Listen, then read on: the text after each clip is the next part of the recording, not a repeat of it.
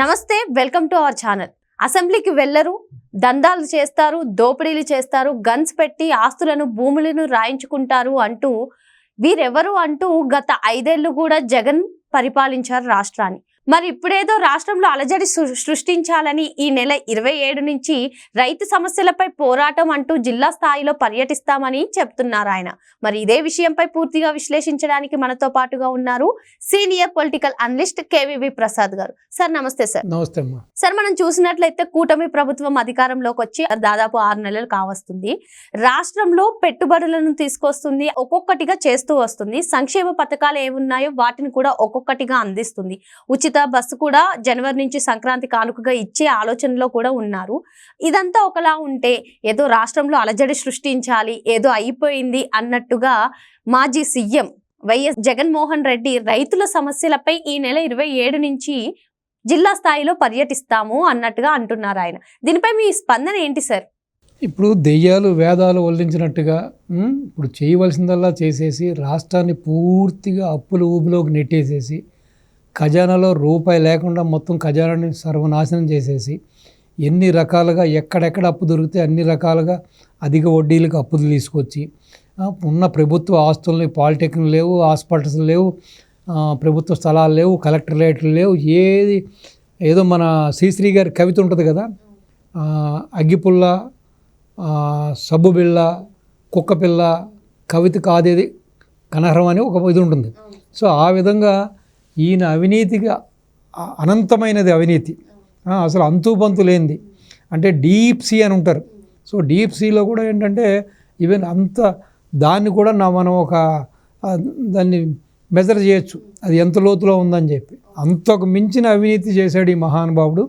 ఈ రోజున ఈ మిత్రపక్షాలు వచ్చిన తర్వాత అసలు ఎటు నుంచి ఏం జరిగింది, ఎక్కడెక్కడ ఏం జరిగింది అన్న దాంట్లోనే వాళ్ళు తర్జన భర్జన పడుతున్నారు. సో అంతుబట్టని అవినీతి, అంతులేని అవినీతి చేసి అన్ని శాఖల్ని కూడా సర్వనాశనం చేసేసి ఇప్పుడు రైతుల సమస్యల మీద పోరాడతాడు. రైతుల సమస్యల మీద పోరాడుతా అంటే ఇప్పుడు ధాన్య సేకరణ జరుగుతుందమ్మా, బ్యూటిఫుల్గా ఎప్పుడు లేని విధంగా. అప్పుడే చాలా రికార్డు స్థాయిలో ధాన్య సేకరణ చేశారు ఈ ప్రభుత్వం. ప్లస్ రెండవది ఇమ్మీడియట్గా వాళ్ళ అకౌంట్స్లో డబ్బులు పడిపోతున్నాయి. అవును సార్, మీరు అన్నట్టుగానే ఈ ధాన్య సేకరణ విషయంలో కూడా డిజిటలైజేషన్ చేసి వాట్సాప్ ద్వారా వాళ్ళకి అంటే ఎప్పుడు రావాలి, ఎప్పుడు ధాన్యం కొనుగోలు చేస్తారు అన్నట్టుగా సాగుతుంది సార్. సిస్టమేటిక్గా ట్రాన్స్పరెంట్గా ఉంది. వాళ్ళగా దళారీలను పెట్టి మిల్లర్స్తో కుమ్మక్కయ్యి కావాలని చెప్పి ఈ సరుకు బాగాలేదు, లేకపోతే దీంట్లో తేమ ఎక్కువ ఉంది, లేకపోతే ఈ సరుకు కలర్ మారిందనో, లేకపోతే ప్రతి బస్తాకి కూడా కొన్ని కిలోలు వాళ్ళు దాన్ని మళ్ళీ తగ్గించి ఇలా రకరకాలుగా ఎన్నో దుర్మార్గాలు దోడిలు చేసి రైతులను కూడా దోచుకోవడం జరిగింది. కల్తీ పురుగు మందులు, కల్తీ ఎరువులు, అలాగే కల్తీ విత్తనాలతో కూడా సర్వనాశనం చేశారు. రైతులు వెన్నుముక విడిచారు. ఈ రోజున తగుదనమ్మా అని చెప్పి ఇప్పుడు ఏదో 1 by 1 ప్రభుత్వం వచ్చి ఇంకా 6 నెలలు కూడా ఆలేదు. సో వాళ్ళ కష్టం వాళ్ళు చేస్తున్నారు. ఏ విధంగా దీన్ని గట్టెక్కించాలని చెప్పి చేస్తున్నారు. అదేవిధంగా చిత్తశుద్ధితోటి ప్రతిదీ కూడా చాలా పద్ధతిగా సిస్టమేటిక్గా చేసుకుంటూ వస్తున్నారు. మనం చూస్తున్నాం పింఛన్లు అయినా శాలరీస్ అయినా ఏ విధంగా ఇస్తున్నారు. అలాగే ఒకటొకటి కూడా వాళ్ళు ఇచ్చిన వాగ్దానాలని ఎంత కష్ట సమయంలో కూడా ఎంత రూపాయి చేతిలో లేకపోయినా సరే ఒక పక్కన సంక్షేమాన్ని కొనసాగిస్తూ, ఒక పక్కనేమో ఈ యొక్క రోడ్స్ అన్నిటికీ కూడానేమో ప్యాచ్ వర్క్ చేస్తూ రోడ్స్ వేపిస్తూ అంతా గుంతలమయమైపోయింది, నరక కోపంగా మారిపోయింది. సో అదేవిధంగా ఒక పక్క నుంచి ఇన్వెస్టర్లను తీసుకొస్తున్నారు, ఇన్వెస్ట్మెంట్ తీసుకొస్తున్నారు, ఇండస్ట్రీస్ తీసుకొస్తున్నారు, కేంద్ర సంస్థలను తీసుకొస్తున్నారు. సో వాళ్ళ కృషి వాళ్ళు చేస్తూ ఉండగా కూడా ఏదో జరిగిపోతుంది అక్కడ. ప్రజలందరూ అసంతృప్తిగా ఉన్నారంట, ప్రజలు మోస్ట్ హ్యాపీగా ఉన్నారు. అలా రకరకాలుగా మాట్లాడుతూ ఈ విధంగా ఏదో చేయాలనుకోవడం. రెండోది విద్యుత్ ఛార్జీల మీద ఏదో ధర్నాలు చేస్తానంటాడు. ఇప్పుడు విద్యుత్ ఛార్జీలు ఒకటి చెబుతానమ్మా, 2014 నుంచి 2019 వరకు టీడీపీ హయాంలో బాబు గారు ఒక యూనిట్ ₹4.70 కొంటే, ఆ తర్వాత ఇతను ప్రభుత్వం వచ్చిన తర్వాత ఇతను ఒక యూనిట్ ₹7.61 కొన్నాడమ్మా. అంటే ఎంత డిఫరెన్స్? దగ్గర దగ్గర ₹2.91, అంటే ఆల్మోస్ట్ ₹3 అమ్మా. అంటే 89% అధికం, 89% ఎక్కువ రేటు కొన్నాడు. ప్లస్ 26,000 కోట్ల రూపాయలు అక్కడే ప్రజాధనం వేస్ట్గా పోయింది. ఇప్పుడు అదే విధంగా టెక్నాలజీ పరంగా తీసుకున్నా, లేకపోతే ఒక వచ్చిన టెక్నాలజీ మార్పుల పరంగా తీసుకున్నా కూడా అప్పటికి ఇప్పటికి కూడా ఇటు రెన్యూబుల్ ఎనర్జీలు సోలార్ కానీ, విండ్ కానీ, ఇవన్నీ పంపుడు స్టోరేజ్ యూనిట్ కానీ, హైడ్రో పవర్ కూడా గణనీయంగా పెరిగింది. సో మన ఏపీ వ్యాప్తంగా తీసుకుంటే చాలామంది వీళ్ళు పవర్కి సంబంధించిన వాళ్ళు చాలామంది టాటా కానీ, లేకపోతే అదానీ కానీ, ఈ విధంగా రిలయన్స్ కానీ, ఈ విధంగా చాలామంది ప్రాజెక్టులు పెట్టడం జరిగింది. మనకి పవర్ కన్సంప్షన్ కూడా పెరిగింది. అటువంటి పరిస్థితుల్లో ఇంత పవర్ దొరుకుతున్నప్పుడు, ఇంత సాంకేతికత డెవలప్ అయినప్పుడు ఇంకా ప్రైస్ తగ్గాలి కానీ పెరగకూడదు కదా. సో అక్కడ స్కామ్ చేశాడు, అక్కడ తినేసేసాడు. ఆ విధంగా విద్యుత్ శాఖ మీద భారాన్ని మోపాడు. అది కాకుండా తనకు సంబంధించిన బినామీ కాంట్రాక్టులు, బినామీ కంపెనీలతోటి ఈ రెన్యూబుల్ ఎనర్జీ పేరు చెప్పి ఏ విధంగా దోపిడీ చేశాడు, ఏ విధంగా 1750 కోట్లు దోచేశాడు. అమెరికన్ గవర్నమెంట్ కూడా దాని మీద ఆరోపణలు చేస్తుంది. FBI కూడా కేసు నమోదు చేసింది. అదేవిధంగా అవసరం లేని చోట్ల సబ్స్టేషన్లు పెట్టి, అవసరం చేయటం ట్రాన్స్ఫార్మర్లు కొని ఇష్టానికి స్మార్ట్ మీటర్స్ పేరున, అలాగే కేంద్ర గవర్నమెంటు మనకి ఆ యొక్క రూరల్ డెవలప్మెంట్కి లేకపోతే ఈ అర్బన్ డెవలప్మెంట్కి వాళ్ళు కొన్ని ఫండ్స్ ఇస్తూ ఉంటుంది. బ్యూటిఫికేషన్ ఆఫ్ ఎలక్ట్రిఫికేషన్ కానీ, ప్రతి గ్రామానికి విద్యుత్ అని, ప్లస్ బెటర్ పవర్ ఇవ్వడం. సో ఆ ఫండ్స్లో కూడా దోచేసుకున్నాడు. సో ఈ విధంగా విద్యుత్ శాఖని అప్పులు కుప్పగా తయారు చేసి ఈ రోజున ఇంత భారానికి కారణం ఇతనే. ఈరోజు తగుదునామా అని చెప్పి ఏదో సత్యహరిశ్చంద్రుడిలాగా బయటకు వచ్చి విద్యుత్ ఛార్జీలు పెంచుతున్నారు, ఇది ప్రజల మీద భారం పడుతుంది, నేను ధర్నాలు చేస్తానంటే ఎవడితను మాటలు నమ్ముతాడు, ఎవడితను విశ్వసిస్తాడు? అలాగే ఫీజు రీంబర్స్మెంట్ ఇతను టైంలో కనీసం హాస్టల్లో ఉన్న పిల్లలకు కానీ వాళ్ళకి సరైన భోజనం పెట్టలేకపోయాడు, సరైన వసతులు ఇవ్వలేకపోయాడు. రెండోది ఏ కాలేజీకి కూడా ఫీజు రింబర్స్మెంట్ ఇవ్వలే. అడిగిన కాలేజీని బ్లాక్ లిస్ట్లో పెడతారని బెదిరించాడు, లైసెన్సులు క్యాన్సిల్ చేస్తానని బెదిరించాడు, బ్లాక్మెయిల్ చేశాడు. సో ఈ రోజున ఏదో విధంగా దుగ్ధ అనమాట అమ్మ. అధికారం లేకపోయేటప్పుడు తట్టుకోలేకపోతాడు. ఇప్పుడు అసలు 151 స్థానాలు ఇచ్చిన ప్రజలు ఈ రోజున ఎందుకు నన్ను 11 స్థానాలకు నన్ను పరిమితం చేశారు?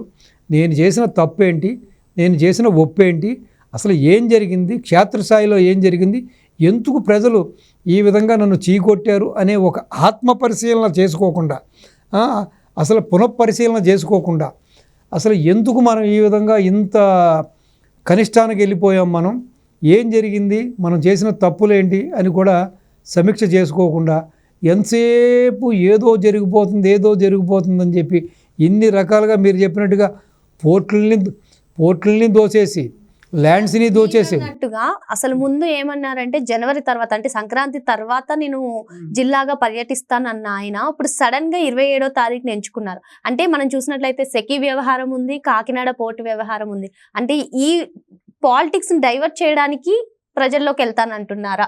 100% అమ్మ. ప్రభుత్వంలో ఉన్నప్పుడు కూడా తన మీద ఆరోపణలు వచ్చిన ప్రతిసారి కూడా ఇతను కావాలని చెప్పి బాబు గారిని అరెస్ట్ చేయడమో, లేకపోతే లోకేష్ బాబుని ఇబ్బంది పెట్టడమో, పవన్ కళ్యాణ్ గారిని ఇబ్బంది పెట్టడమో, లేకపోతే ఇంకొక అచ్చెన్నాయుడు గారిని అరెస్ట్ చేయడమో, లేకపోతే ఈ పార్టీకి సంబంధించిన ఇప్పుడు మిత్రపక్షం పార్టీకి సంబంధించిన ప్రముఖ నాయకుల్ని, కార్యకర్తలని చంపడమో. సో ఎప్పుడు చూసినా అతను చేసేది డైవర్ట్ పాలిటిక్స్ అమ్మ. ఇప్పుడు కోడే కూస్తుంది ఇతని అవినీతి గురించి. ఇప్పుడు 104లో 175 కోట్ల రూపాయలు కొట్టేశారు తనకు కావాల్సిన విజయసాయిరెడ్డి యొక్క అల్లుడు వాళ్ళందరూ కూడా, అరబిందో సంస్థ. అలాగే 108లో ఎన్ని వందల కోట్లు కొట్టేశారో దానికి అజాపజా లేదు. ఈ విధంగా ప్రతీదీ కూడా ఎక్కడ చూసినా కూడా రోజు కూడా పుంకాలుగా విత్ ఎవిడెన్సెస్ తోటి, పక్క ఆధారాలతోటి ప్రతిరోజు ఇతని స్కామ్స్ అన్నీ కూడా, ఇతను ఏదైతే స్కీమ్స్ అనుకున్నాడో ఆ స్కీమ్స్ అన్నీ కూడా స్కాములుగా మారిపోయి అన్నీ కూడా ఈ భైరవుడి పాపాలన్నీ కూడా ఒక్కొక్కటి వస్తున్న టైంలో ఈ ప్రజల దృష్టిని మరల్చుకోవడం, ప్రజల దృష్టిని ఈ యొక్క సమస్యల గురించి దూరం చేయడం. ఎందుకంటే ఇప్పుడు కాకినాడ పోర్ట్ ఇష్యూ వచ్చింది, తర్వాత ఈ యొక్క రేషన్ బియ్యం ఇష్యూ వచ్చింది, ఇలా రోజుకు ఒక ఇష్యూ వస్తుంది. అలాగే ఎయిర్పోర్ట్ ఇష్యూ వచ్చింది, చూసాం కదా. కడప ఎయిర్పోర్ట్లో కూడా దానికి సంబంధించిన సరైన లేకుండానే ఏ విధంగా ఫండ్స్ తీసేసుకున్నారో ఇచ్చేసారు చూసాం. ఈ విధంగా ఒకటని కాదు, ఈ విధంగా రకరకాలుగా రాష్ట్రాన్ని మొత్తం పూర్తిగా పంచభూతాలను కూడా వదిలిపెట్టకుండా గుడి లేదు, గుడిలో లింగాన్ని కూడా మింగేసిన రీతిగా రాష్ట్రాన్ని ఈ విధంగా తన స్వార్థం కోసం ఒక పెప్పర్మెంట్ బిళ్ళలా చప్పలించేసేసి, ఒక చెరుకు గళ్ళ నవిలి మింగేసేసి, ఈ రోజున రైతుల సమస్యల గురించి మాడతాను, లేకపోతే ఫీజు రింబర్స్ గురించి మాడతాను, లేకపోతే విద్యుత్ ఛార్జీల గురించి మాడతానంటే దీని అంతటికీ కారణభూతుడు నువ్వే కదా, దీని అంతటికీ మూల బిందువు నువ్వే కదా. ఈ అవినీతికి, దుర్మార్గాలకి, అక్రమాలకి మొత్తం కేర్ ఆఫ్ అడ్రస్ నువ్వే కదా. అటువంటిది నువ్వు ఈ రోజున తగుదునామా అని చెప్పి పత్తిత్తి కౌరులు చెబుతూ బయటకు వచ్చి ఈ విధంగా మాట్లాడడం అనేది సమంజసం కాదు. రెండోది నేనేం చెబుతున్నానంటే, కేవలం దీన్ని నిలువరించవలసింది, ఇతన్ని ప్రశ్నించవలసింది కేవలం ఇప్పుడున్న ఈ ప్రభుత్వం, ఈ మిత్రపక్ష ప్రభుత్వాన్ని నాయకులది మాత్రమే కాదు. ఈ బాధ్యత, ఈ గురుతర బాధ్యత ప్రజల మీద కూడా ఉంది. ఆ ప్రజలు కూడా తిరగబడాలి, ఆ ప్రజలు కూడా ఇతన్ని ప్రశ్నించాలి. ఇతను ఇంటిలోంచి బయటకు వస్తే ప్రశ్నించాలి. మరి ఈ స్కామ్ ఎందుకు చేసావు, ఈ ల్యాండ్ స్కామ్ ఎందుకు చేసావు, ఈ శాండ్ స్కామ్ ఎందుకు చేసావు, ఈ మైన్ ఎందుకు చేసావు, ఈ లిక్కర్ ఎందుకు చేసావు అని, అలాగే ప్రతి స్కామ్ గురించి, ఈ పోర్ట్ స్కామ్ గురించి కానీ, ఈ యొక్క రేషన్ బియ్యం స్కామ్స్ గురించి ప్రతిదాన్ని కూడా నిలదీయాలి. ఈ రోజున విద్యుత్ శాఖలో జరిగిన ఈ దుర్మార్గానికి, ఈ ఛార్జీల పెరుగుదలకి కారణం నువ్వు కాదా, నువ్వు చేసింది కాదు. ఇప్పుడు రైతుల సమస్య అంటున్నాడు, రైతుల జీవితాలనే బలి చేయాలని, రైతుల జీవితాలనే ప్రశ్నార్థంగా మార్చాలని చెప్పి వాళ్ళని బలిపశువుని చేయాలని ల్యాండ్ టైటిల్ యాక్ట్ని తీసుకొచ్చింది ఎవడమ్మా? మీకు జిరాక్స్ మాత్రం ఇస్తాను, ఒరిజినల్స్ అన్నీ నా దగ్గరే ఉంటాయి కాబట్టి మీకు ఎందుకంటే అధికారం ఉండదు, మీ దాని మీద నా బొమ్మలు వేసుకుంటాను, ఆ పూచికత్తు రాళ్ళ మీద నా బొమ్మలు వేస్తాను. పూచికత్తు రాళ్ళ మీద బొమ్మల కోసం ఎన్ని వేల కోట్లు పాడు చేశాడో చూసాం. అలాగే పాస్బుక్లు, పాటాదారు పుస్తకాలకి తన బొమ్మ వేసుకోవడానికి ఎన్ని వందల కోట్లు పాడు చేశాడో చూసాం. కాబట్టి ఇక్కడ బాధ్యత ఒక ప్రతిపక్షానదే కాదమ్మా, ఒక మీడియాదే కాదు, ఒక ప్రింట్ మీడియాదో, ఎలక్ట్రానిక్ మీడియాదో, డిజిటల్ మీడియాదో, సోషల్ మీడియాదో కాదు, లేదా నీలాంటి నాలాంటి వాళ్ళదో కాదు.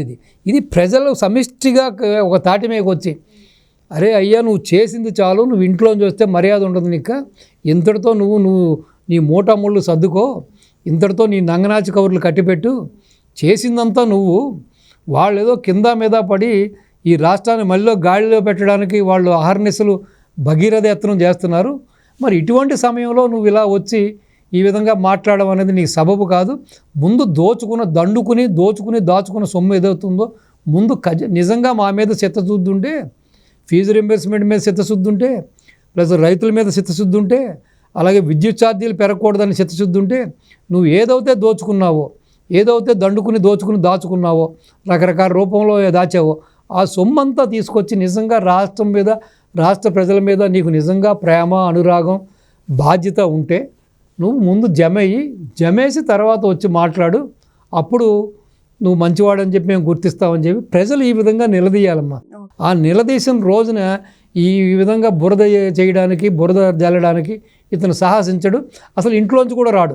ఏదైతే తెలంగాణ ప్రాంతంలో ఆ రోజున పాదయాత్రకు బయలుదేరితే తెలంగాణ ప్రజలు తిరగబడి ఏ విధంగా రాళ్లదాడి చేసి అతన్ని నిలవరించారో, ఆ విధంగా మన ఆంధ్ర ప్రజలు కూడా ఇతన్ని నిలబెట్టాలి, అడగాలి, నిలబెట్టి ఇతన్ని ప్రశ్నించాలి. ఈ రోజున అన్ని అరెస్టాలకి, అన్ని అనార్థాలకి, అన్ని జరుగుతున్న ఈ యొక్క దుష్ఫలితాలకి నువ్వే కదా కారణం. కాబట్టి నువ్వు ముందు ఇట్లకి సమాధానం చెప్పాలని చెప్పి సామాన్యుడి దగ్గర నుంచి ప్రతి ప్రజ కూడా ఆడామగాకు అతీతంగా ప్రశ్నించాలి. ప్రశ్నించిన రోజే ఇతను నోరు మూసుకుని ఇంట్లో కూర్చుంటాడు, లేదంటే మీరు చెప్పినట్టుగా బెంగళూరు ప్యాలెస్కో పోతాడు, లేకపోతే రాష్ట్రం వదిలిపోతాడు, లేకపోతే దేశం వదిలిపోతాడు. లేదు ప్రజలు ఏదో కాసేపు మన కాలక్షేపం అవుతుంది, వీడేదో వస్తున్నాడు బయటికి జోకర్లాగా వచ్చి కాసేపు నాలుగు కౌరులు చెప్పిపోతున్నాడు అని చెప్పి కాస్త వీడికి ఏదైనా చేయూత ఇచ్చినా, లేకపోతే కాస్త ఏదో ఎంటర్టైన్మెంట్గా ఉంది కదా అని ఫ్రీ హ్యాండ్ ఇచ్చినా, ఈ విధంగానే ఈ ప్రక్రియ కొనసాగిస్తాడు. కాబట్టి అది రాష్ట్ర అభివృద్ధికి, రాష్ట్ర ప్రజల అభివృద్ధికి, రాష్ట్ర ప్రజల ఆకాంక్షకు కూడా ఇది అడ్డంకిగా మారుతుందని ప్రజలు మేల్కొని ఇతన్ని ప్రశ్నించాలని, నిలవరించాలని మీ ద్వారా తెలియపరుస్తున్నాం. గత ప్రభుత్వంలో ఏవైతే అవినీతి అక్రమాలు జరిగాయో అవి మీడియా, ప్రభుత్వమే కాకుండా ప్రజలు కూడా ప్రశ్నించాలని సార్ అంటున్నారు. Sir thank you sir. నమస్తే అమ్మా.